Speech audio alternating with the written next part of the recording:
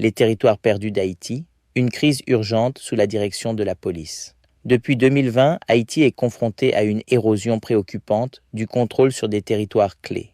L'inventaire complet de Conbit-Levé-Canpé révélera l'étendue de ces pertes sous la direction des 3 derniers chefs de la police. Commençons par Léon Charles. Sous la direction de Léon Charles, un nombre significatif de zones vitales aurait échappé au contrôle effectif de la police. La carte rétrécissante d'Haïti a commencé sous sa surveillance, révélant une tendance inquiétante. Des communautés, désormais sans gouvernance ni protection effective.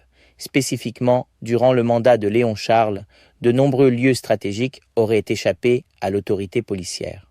Cela inclut une liste effrayante de zones critiques pour le tissu de la vie haïtienne.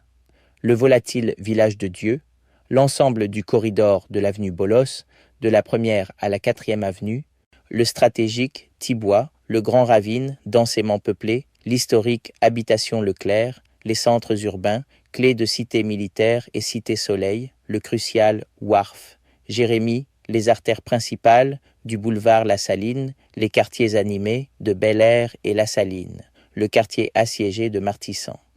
Ces données ne sont pas qu'une simple liste de lieux. Elles représentent un défi profond pour la stabilité d'Haïti et la sécurité de ses citoyens. Léon Charles est parti avec une marche de la honte, considéré comme l'un des pires et des plus incompétents chefs de police. Nous n'oublierons pas l'exécution de ces officiers du SWAT, ni l'exécution du président de la République d'Haïti sous sa surveillance. La semaine prochaine, nous vous apporterons un inventaire plus complet des territoires perdus d'Haïti dans l'épisode 3, sous la direction de Franz Elbé. Merci d'avoir regardé, écouté et partagé. Samuel Moreau, porte-parole de Conbit-Levé-Canpé.